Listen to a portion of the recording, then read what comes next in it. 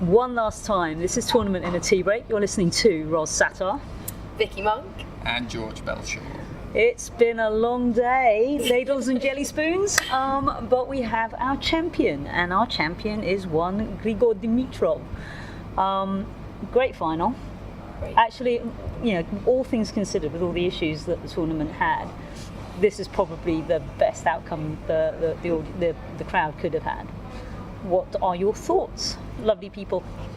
Yeah, absolutely. I thought it was a great final. It's definitely the most on the edge of my seat I've been for the entire tournament. Maybe that comes hand in hand with it being the final, I don't know. I think Goffin did a great job to take a set. In that third set, at points I honestly thought it could go either way. And just incredible grit from Goffin. I think he's looked slightly deflated throughout the whole of this tournament. He's obviously starting to look pretty fatigued, and yet to come back and put on a performance like that was really impressive. Yeah, I mean, I thought after that 11-minute game in the third set, the first game, I thought this could go one of two ways. He's either going to be knocking on the door for the rest of the set and then we'll finally get his chance, or that will have just been the last break. And it just felt like it was the last break. Once Dimitrov got his nose in front, you never had a feeling that he was going to be caught again. No, but I liked Goffin's positive attitude again. Like in that third set, the game before he actually lost the match, he was throwing his arms up in the air and waving the crowd on, and that was so out of character for Goffin. Like he's such a shy, unassuming bloke. But I feel in this tournament he's really just become this aggressive, evil tennis player who's really up for winning matches and being a bit of a, believing he can beat these big guys. And it's great to see because he's actually showing he's got the game when he plays more aggressively to push harder. He's hitting that backhand more like how Djokovic and Murray used to, really kind of pinging it back the other way rather than a bit more of a defensive push. And it's turning him into a superb player, and his serve's improved. He's going for it. It's great.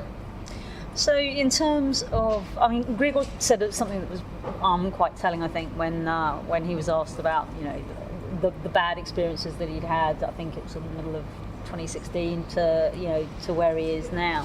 I just had a quick peek through, and he'd fallen down to number 40 in the world.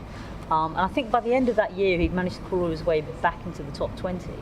And that he needed the struggle. I mean, there's certainly an element of him having grown up a lot, I think, over this last year. What do you think, has made the difference for Grigor? I think Valverde's appointment was a very shrewd one for him.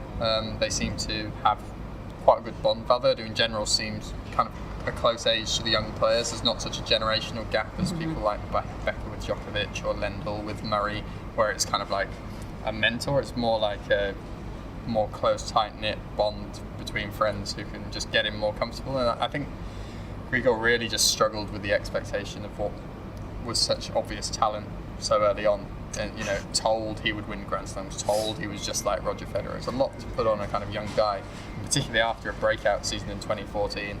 You never know what's happened behind the scenes. I'm pretty sure he'll have some great revelations a couple of years down the line. I won't libel the bloke, but I'm sure there's going to be some big books that are serialised on the Daily Mail or whatever, where he just reveals all the secrets behind the scenes. He said he's going to write one, hasn't he? Yeah. I think we're going to hear some really interesting things about how his life kind of went off the rails, as it can often do for, young guys thrust with big prize money, lots of bad influences around them, the celebrity lifestyle or whatever, but he just seems a lot more zen as a whole now. I mean, I chatted to him at Queen's and he kept going on about this, it's not quite Conter's process, but it was more a kind of a general feeling of roundness in how he played tennis, just always focusing, being very kind of boring in some senses when it's kind of repetitive about what he believes, but he seems to have a genuine Zen belief a la Djokovic that he goes on about, and it's only good to see for him. I mean, I think the strength with Danny in particular is, number one, the age, for sure. What Danny was absolutely expert at was scouting and finding the weaknesses in players. His scouting was amazing for Murray. But what I think he was weak at when he moved to Thomas was his insistence on the game plan. and it kind of took away from Burdish that instinct to play. It used to frustrate the hell out of me that, you know, if Burdish had a big loss and we'd go and talk to him and he'd be like, oh, well, I was following the game plan. It's like, well, at what stage, when it's not working, do you think I need to abandon the game plan? And I wonder whether they both actually grown in time, because, you know, Burdish was a big appointment for Danny straight after Andy, and there was a lot of focus on them, obviously, when they clashed at the Australian Open, and, you know, a lot of narrative about Needle. I mean, I don't think there was any Needle, and Andy was very sort of blunt about that. But I get the feeling that Danny's grown as well with this whole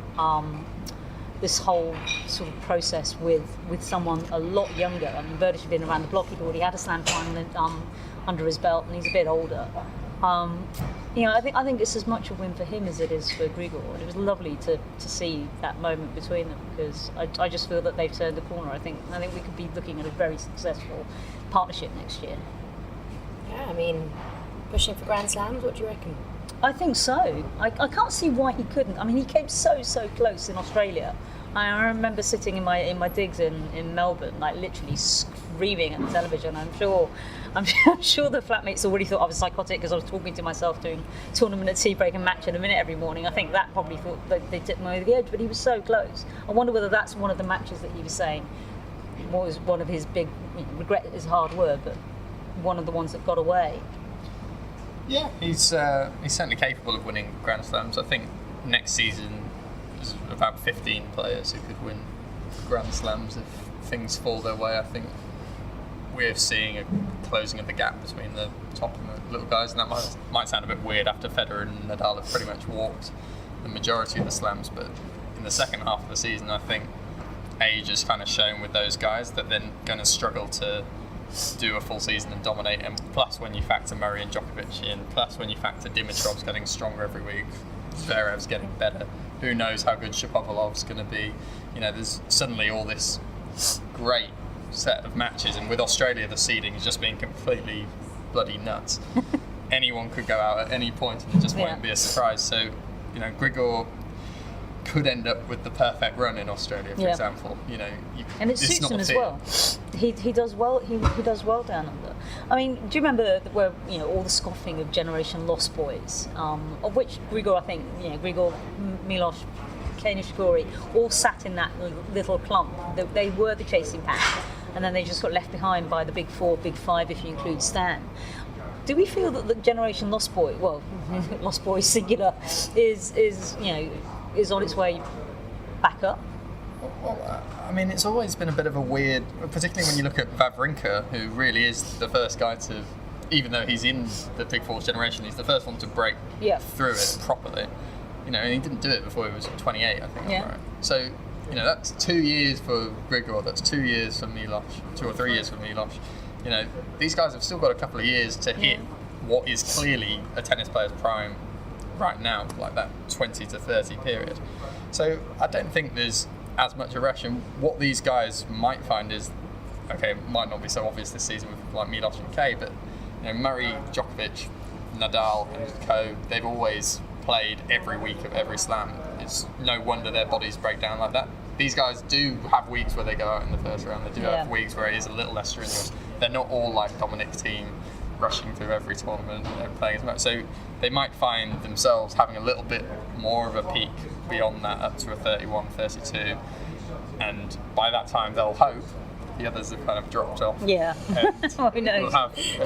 But they'll be physically more developed than the young guys. We've spoken about Zverev's mental problems already at 20. There's a lot of pressure on him early on. You know, I wouldn't be surprised if people like Raonic, Dimitrov, who knows, even Goffin can start picking up slams around that time. Well, let's turn our little attention to Goffin. I mean, you know, we've seen him kind of grow in stature. I mean, he's now got to lift himself up and do all this again for Davis Cup. But you know, you've got to think that he's going to go into France with a little bit of Belgian swagger now. Yeah, definitely, and obviously this tournament has prepared him well for that. He's had two of the biggest wins, the two biggest wins of his life. And even, you know, this evening you could see that his kind of picked up this slight swagger as he's, as George said, turning to the crowd, and I've never seen anything like that before. I know, I was agog watching him. But. So yeah, I think he will be, but again, combined with, I don't know how much oomph he's got left in his locker for next week, but definitely he'll be going in with on an air of confidence. He's had a fantastic tournament. His fight, his drive, his comebacks. I mean, yeah, it has been great for him. What must the French team be thinking now? Having put that on an indoor hardcourt. I know, right? Rush through this tournament to the final. I mean, they must be kicking themselves about. No, maybe we should have a change to clay. Huh? Yeah, I mean, they've got a good enough team to play on clay. It seems a really odd choice for them. Problem for Goffin is it's not all in his own hands, of course. No. The Belgian team is significantly weaker than France's. Yeah. As Federer said, Goffin needs to win both those singles. But if he plays like this on an indoor hard, he'll beat both Songer and Pui easily, I think. Now, the one sort of confession I have to make for the sake of the recording is I completely forgot to bring the predictions. So my quick glance showed that actually probably Viki came the closest with the predictions, in that she at least got one. Finally! One right. So, would you like to give your Oscar speech now? Or would you like to wait? No, I mean, I didn't actually come all that close. When I said I only got one game wrong, it did allow for a set swinging in a way that I didn't predict. Finally, my predictions have been so wayward for the whole week. So I can't wait to have you guys on the Prediction Challenge Cup, because I think it's just going to be hilariously bad. Well, you've seen how Man City are doing in the Premier League. I'm expecting a similar rise to the top for myself next year, or I just sweep everyone aside. It was a bad end to the season, a la Federer, but I'm pretty sure I'll be coming back strong and just taking the titles next year. I'll be winning the majors at least. It's been sweet relief for me today that George has not predictions have not materialised. I'm not sure I could have withstood anymore after yesterday. Well, thank you everybody for listening and your patience with our incoherent ramblings late in the evening, and we will see you next year, hopefully, if we're all on speaking terms. Thank you for listening. Bye bye.